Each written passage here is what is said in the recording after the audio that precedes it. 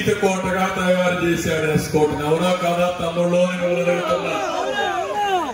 రిషికొండ జగన్మోహన్ రెడ్డి 500 కోట్ల ప్యాలెస్ కడితే నేనేం తక్కువ అని ఎస్కోట్ లో కొండను కొట్టి 50 కోట్ల రూపాయలు తీరు ఒక ప్యాలెస్ కట్టాడు. కట్టాడా లేదా? కట్టాడా లేదా అంటున్నా. అంటే వీళ్ళ అబ్బసొత్తు అంతా ధైర్యం వీళ్ళకు, వీళ్ళ ఇష్ట ప్రకారం చేసే పరిస్థితి వచ్చాడు. కన్నుపడ్డ భూములపై దొంగ పత్రాలు సృష్టించి భూములు లాక్కుంటున్నారు. ఇసుక దందా బంధువులకు అప్పచెప్పాడు. గంజాయి సరఫరాలో ఇతని అనుచరుల హస్తం ఉంది. దాన్ని వ్యాపారంగా మార్చి మీ పిల్లల జీవితాలు నాశనం చేస్తున్నాడు.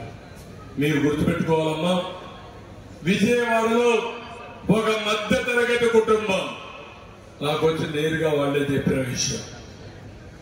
ఆయన మీరు చూస్తే ఒక సెలూన్ లో పనిచేస్తాడు. భార్య ఒక ప్రైవేట్ ఉద్యోగం చేస్తుంది. ఇద్దరు కలిసి 30,000 రూపాయలు సంపాదిస్తారు. ఇప్పుడు మీటింగ్ చూస్తున్నారు.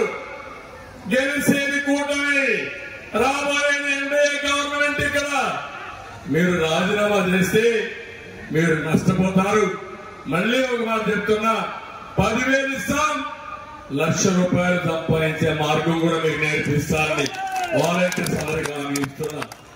మీలో కూడా చదువుకున్న వాళ్ళు ఉన్నారు. మీకు స్కిల్ డెవలప్మెంట్ చేస్తే బ్రహ్మాండంగా ముందుకు పోయే అవకాశం ఉంటుంది. అది కూడా చేస్తారని చెప్పి అందరికీ హామీ ఇస్తున్నా. ఒత్తిడి వల్ల తప్పు చేయొద్దండి. ఒక అహంకారి, ఒక దోపిడీదారుడు, ఒక విధ్వంసకారుడు అందరినీ చెడగొట్టాలని, నేరాల్లో ఇరికించాలని, మీ జీవితాలు నాశనం చేయాలని ఆలోచిస్తారు. అది మీకు కూడా మంచిది కాదు. నేను ఒకటే హామీ ఇస్తున్నా, ఒక సీనియర్ నాయకుడిగా చెప్తున్నా, మీ భవిష్యత్తు కోసం నేను అండగా ఉంటా. తప్పకుండా 10,000 కాకుండా అది ₹1,00,000 వరకు చేసేపోయేదిగా ఏం చేయాలో చేసి చూపిస్తానని అందరికీ హామీ ఇస్తున్నా. ఉద్యోగాలు వచ్చే వరకు ₹3,000 నిరుద్యోగ వృత్తి ఇచ్చే బాధ్యత మాది. వర్క్ ఫ్రం హోమ్ తీసుకొస్తాం, ప్రభుత్వంలో ఉద్యోగాలు తీసుకొస్తాం, పెట్టుబడులు తీసుకొస్తాం.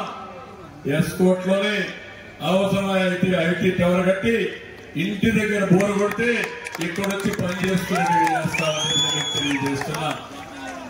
ఇవన్నీ తెలిసిన వ్యక్తిని, నెరవేర్చిన వ్యక్తిని. కాబట్టి ఈ రోజు మీకు ఒక్కడే హామీ ఇస్తున్నా, 14 సంవత్సరాలుగా ముఖ్యమంత్రిగా ఏదైతే పనిచేశారో రేపు 5 ఏళ్లలో 15 ఏళ్లలో ఏం చేయగలుగుతామో చేసి మీ రుణం తీర్చుకుంటానని మీ అందరికీ హామీ ఇస్తున్నా. అందుకే ఇంకో పక్క మీ అందరికీ ఇంటింటికి నీళ్ళు ఇచ్చే బాధ్యత నాది. ఎక్కడెక్కడో తిరుగుతున్నారు, కొళాయి నీళ్లు రావడం లేదు. జల్ జీవన్ మిషన్ పెట్టి ఎప్పుడు నాకు ఇప్పుడు కూడా జ్ఞాపకం, చాలా సింపుల్ గా మీ అందరికీ ఎనలేని సేవలు అందించిన ప్రజానాయకుడు అప్పలనాయుడు గారు, కోళ్ళ అప్పలనాయుడు గారు అని తెలియజేస్తున్నారు. ఎప్పుడు కూడా పార్టీకి ఆ రోజు ఎన్టీ రామారావు గారు ఉన్నప్పుడు కానీ, తర్వాత నేను ముఖ్యమంత్రి అయినప్పుడు కానీ ఆ పార్టీ క్రమశిక్షణ ఎప్పుడూ ఉల్లంఘించలేదు. పార్టీకి కమిషనర్ గా పనిచేశారు. నేను కూడా మీ అందరినీ ఐవీఆర్ఎస్ దిగాను.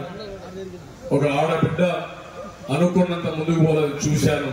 చూసిన తర్వాత మిమ్మల్ని అడిగితే నా సెలక్షన్ కరెక్ట్ గా కోళ్ళ లలిత కుమారి అని. అదే మాదిరిగా ఇటీవల కృష్ణ గారు అమెరికా నుంచి వచ్చారు. యువకుడు, ఉత్సాహవంతుడు, ఐటీలో బాగా ప్రాధాన్యత ఉండే వ్యక్తి. ఏదో చేయాలని వచ్చాడు. రాత్రి పగులు తిరిగాడు. ఒక నాయకుడుగా ఎస్టాబ్లిష్ అయ్యారు. ఇప్పుడు ఒక నాయకురాలు ఉంటే ఇంకొక నాయకుడు అయ్యాడు. కాబట్టి ఇద్దరు నాయకుల ఆధ్వర్యంలో ఈ శృంగవరపు కోట బ్రహ్మాండంగా అభివృద్ధి చేసే బాధ్యత మాది. వాళ్ళిద్దరే కాకుండా బీజేపీ నాయకులు ఉన్నారు, జనసేన ఉన్నారు. అందరం కలిసి పనిచేద్దాం. మీ బాధ్యత అఖండ మెజారిటీ మీరు గెలిపించండి. మిమ్మల్ని అన్ని విధాలు ఆదుకుని ఈ నియోజకవర్గాన్ని బాగు చేసే బాధ్యత నేను తీసుకుంటానని మరొక్కసారి మీ అందరికీ ఆలోచిస్తూ, నేను వచ్చినప్పటి నుంచి చూస్తున్నా నేను 50 నిమిషాలు మాట్లాడిన ఒక్కరు కదలలేదంటే మీరు ఒక నిర్ణయం చేశారు. నిర్ణయం చేసి ఎట్టి పరిస్థితుల్లో కూటమి ప్రభుత్వాలు నిర్ణయించుకున్నారు. మీరందరూ 20 రోజులే 20 రోజుల తమ్ముళ్ళు అందరూ సైకిల్ ఎక్కండి, 3 పార్టీల జెండాలు కట్టండి. మీకు తెలియజేస్తున్నా, ఈ రోజు మీరు ఒకసారి చూస్తే వైఎస్ఆర్ కాంగ్రెస్ పార్టీ నుంచి వలసలు ప్రారంభమైనాయి. ఆ పార్టీని ఎవ్వడూ నమ్మడం లేదు. ఎమ్మెల్యేలందరూ పారిపోతున్నారు, ఎంపీలు పారిపోతున్నారు, ఎమ్మెల్సీలు పదవులకు బయట వస్తున్నారు.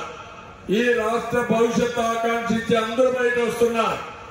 ఆ సందర్భంలోనే ఇక్కడ ఎమ్మెల్సీ వైఫ్ అయినటువంటి ఇందుకూరి సుధారాజు గారు ఈరోజు మా పార్టీలోకి వచ్చారు. నేను ఒకటే చెప్తున్నా, సుధా గారు వచ్చారు. ప్రతి ఒక్కరూ మీరు ఆలోచించండి. మీరు కూడా ఈ రాష్ట్రంలో ఉన్నారు. మీ పిల్లల భవిష్యత్తు ముఖ్యం, మీ భవిష్యత్తు ముఖ్యం. ఇక్కడ సంపద రావాలి, ఆదాయం రావాలి. లేకపోతే నార్త్ కొరియాలో ఒక అతను ఉన్నాడు, కిమ్ అని ఒక అతను ఉన్నాడు. ఆ దేశంలో ఎక్కడున్న రాజ్యం తల్లి, మీ ఇంట్లో ఎవరైనా చనిపోతే నువ్వు ఏడిస్తే పోలీసులు వచ్చి కొడతారు, ఏడవకూడదు. మీ ఇంట్లో ఏదైనా ఒక బిడ్డ పుట్టి పెళ్లి జరిగి నవ్వితే మళ్ళా వచ్చి కొడతారు. అంటే ఎవడో నవ్వకూడదు, ఎవడో ఏడవకూడదు. వాళ్ళ తాత ఇక్కడ ఉండే సైకో. అందుకే వాళ్ళందరినీ అదే చేస్తున్నారు. నాటకాలు ఆడతాడు, తప్పుడు కేసులు పెడతాడు, మన ఆస్తులు లాగేసుకుంటాడు. మాట్లాడితే నాలాంటి వాడు కూడా జైల్లో పెట్టేస్తున్నాడంటే 40 ఏళ్లలో ఎప్పుడు జరగని జరుగుతా ఉందంటే కడాన నాకు నా జీవితంలో ఎప్పుడూ పోలీస్ స్టేషన్ పోను, ఎప్పుడూ నా మీద కేసులు ఉండవు. అలాంటి నా మీద ఒక కేసు ఉంది. ఏ కేసు అంటే మహారాష్ట్ర గవర్నమెంట్ అక్కడ అక్రమంగా ప్రాజెక్టు కడితే బాబ్లీ అని నిరసనకు పోయే ఎమ్మెల్యేస్తో అది ఒకటే కేసు ఉంది. 22 కేసులు నా మీద పెట్టారు. నా మీదనే దాడి చేసి నా మీదనే కేసులు పెట్టి నన్నే జైలు పెట్టే పరిస్థితి వచ్చిందంటే ఏం తల్లి మీరు ఆలోచించుకోవాలని మీకు ఎతేమవుతుందో. నేను పోరాడేది మీకోసం, ఈ ప్రజల కోసం. రాజీ లేదు, రాజీ పడను.